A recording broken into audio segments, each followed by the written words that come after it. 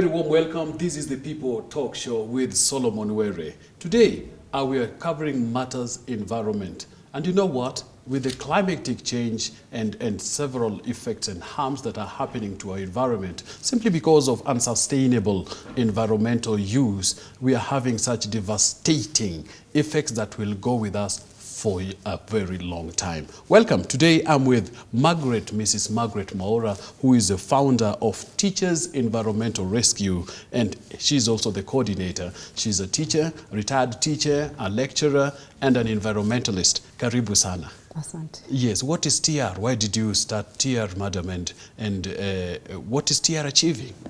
Teachers Environmental Rescue was started when it was evident that our environment was going to the dogs, and we thought we may start spreading environmental awareness all over the entire nation, and we thought there is no better way to do that than through teachers and children. Therefore, Teachers Environmental Rescue. Where do you do this, or what is the scope of your work? We work with schools. We give teachers awareness about the environment, which happens not to be present in a lot of the teacher training that our teachers have gone through.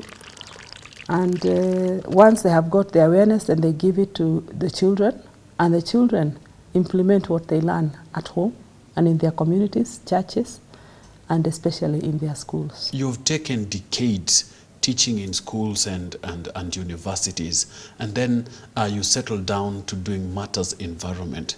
What touched your heart? What is the genesis of this burden for the environment that you have, especially right now? I grew up in Nairobi a long time ago, and Nairobi was really clean. There was the Nairobi City Council picking garbage once or twice a week and cleaning the streets. And then as I grew older and moved from town to town as I taught, I realized the environment was really changing. And then of course I started hearing about deforestation and the devastation that was bringing onto our climate. And I got caught.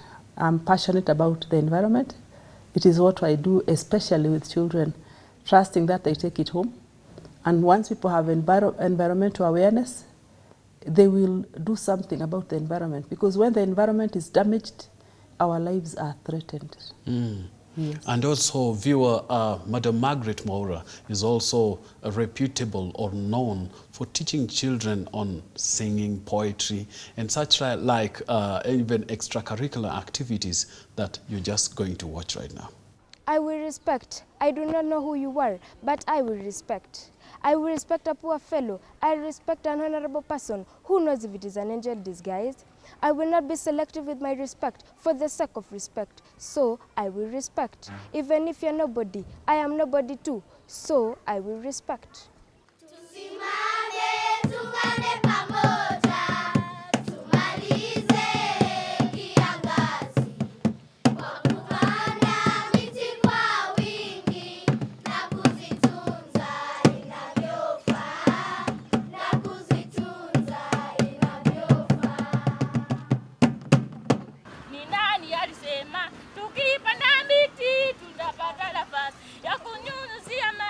Ni nani alisema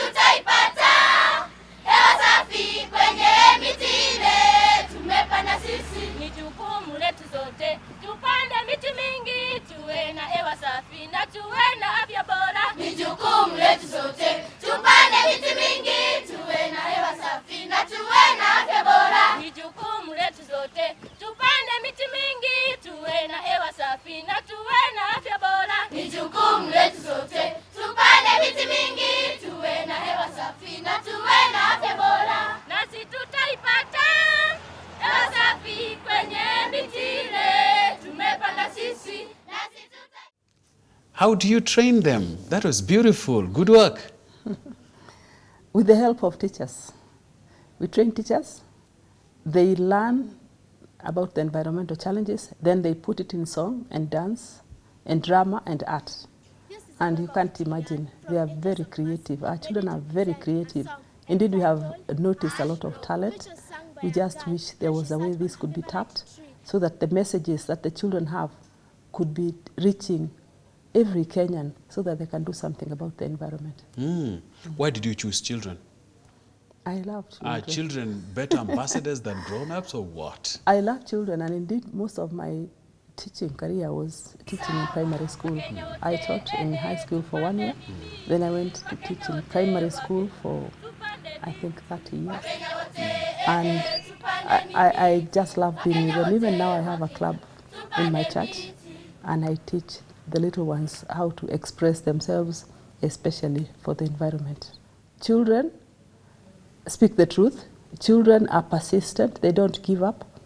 Children impact very strongly on society. Our children can make us do it. That is very, very, very encouraging. And talking about, you've seen children, trees in the hands of children and trees in the hands of grown-ups. How do you assess and evaluate what is done in both groups and why you chose children?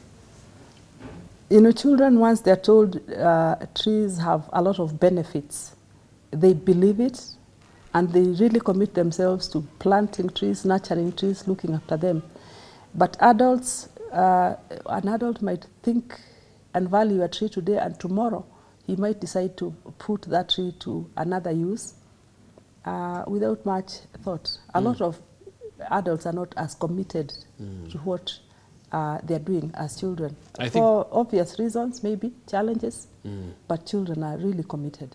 It happens that the first maiden speech of President Uhuru Kenyatta to the United Nations Special Summit in New York is about the environment the harm of the environment, the harm caused to the environment by the developed countries, the industries and whatsoever.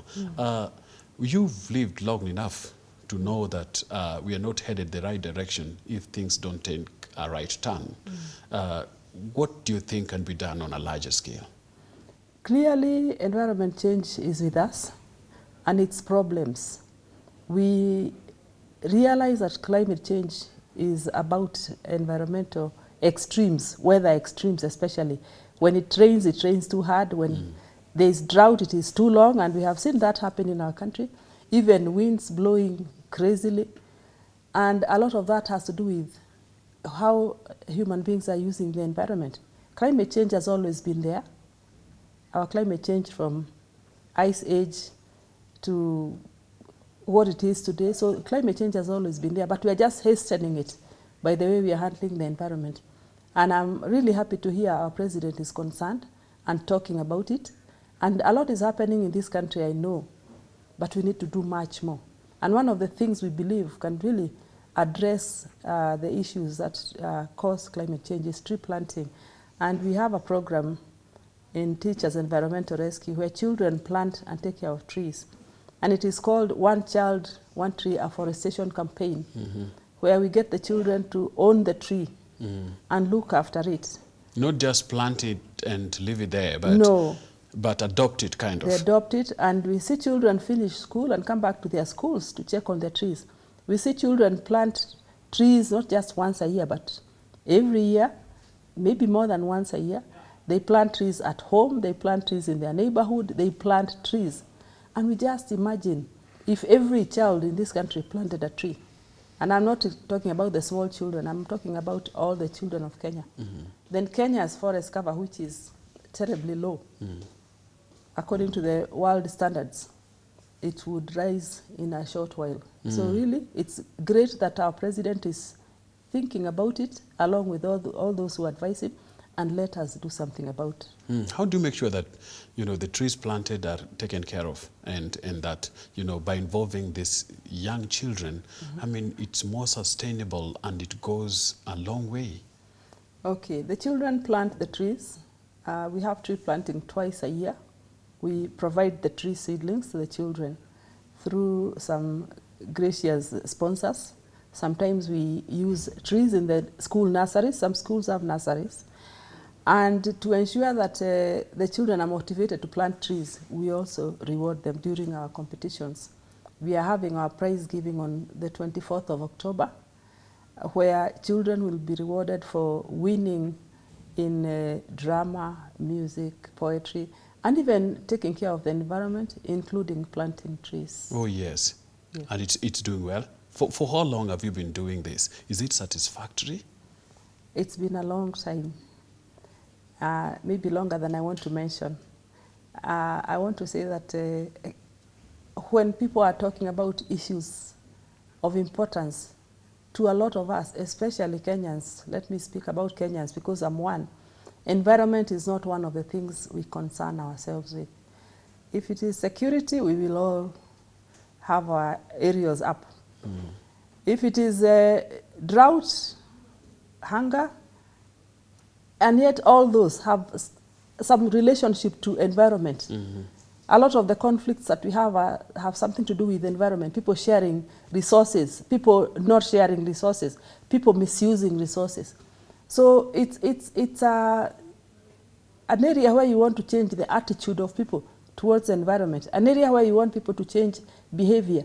And I can assure you that takes a long, long time. It takes a long time. But I am satisfied when I go to a school that did not have a forest, and then there is a forest, and that is happening in Roiro, where we have been operating for a long time, and the schools that are members of TR have woodlots and little forests. So it is slow, but it's very satisfying for me. And Margaret, I would like to know from you, who is Margaret? Where was she raised up? Is she married? Has she raised children also that, you know, are tree or environmentalist? And what is happening with Margaret on a personal level? Well, viewer, that is it, and we're coming after the break to talk more about this. But for now, let's be entertained by these wonderful angels in primary schools. Oh man, why do this to me? Why destroy me when I help you live? Please conserve me, save our environment, save our future. Why cut the trees which attract the rain? Yes, the rain which grows your crops, the crops eat and become bigger and fatter and never die of famine. Please conserve me, save our environment, save our future. Why let the greenhouse gases increase? Why do you let the climate change? And yet, I know you all have 5 common sense. Adapt now or perish. Please conserve me, save our environment, save our future. After all, you have destroyed me, and I have made you suffer. Yes, that is the punishment I give you when I became angry with you. Please conserve me, save our environment, save our future, save our planet. Well, thank you. My name is Jerome Karori from Angels of Mercy, ready to present to you a song which was sung by Thomas Morley when he was sitting under a tree. Enjoy.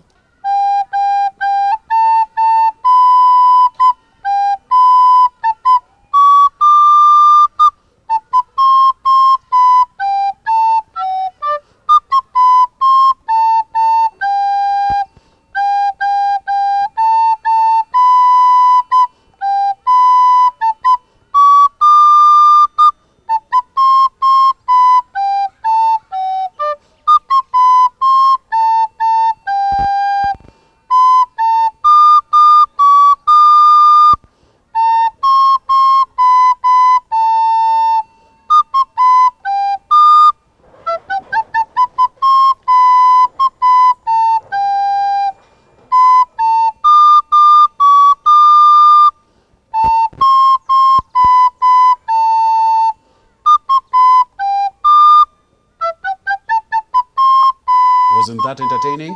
That must have been beautiful. Your children and our children should be involved in such activities for a good cause.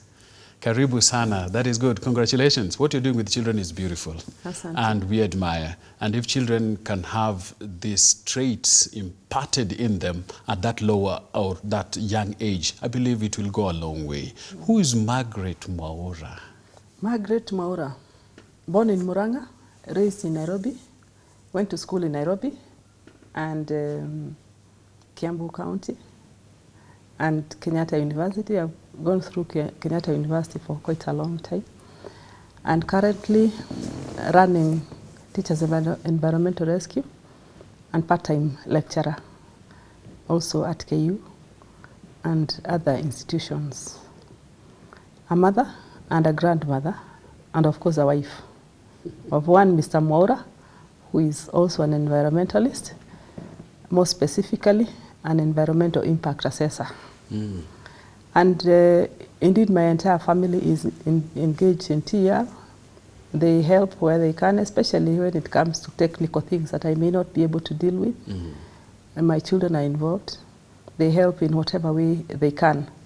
Recently, my daughter Isabel took one of the children who won a trip to the UK, and she came back with a great idea about a new children's forest. We are planning to do a new children's forest, and we're inviting people out there to join us to create a forest, a children's forest, where children will learn about afforestation. And people might be looking at you and wondering, Margaret, at the rate in which the land is getting smaller and quite subdivided amongst us, where do we get the space to plant trees or to make a forest?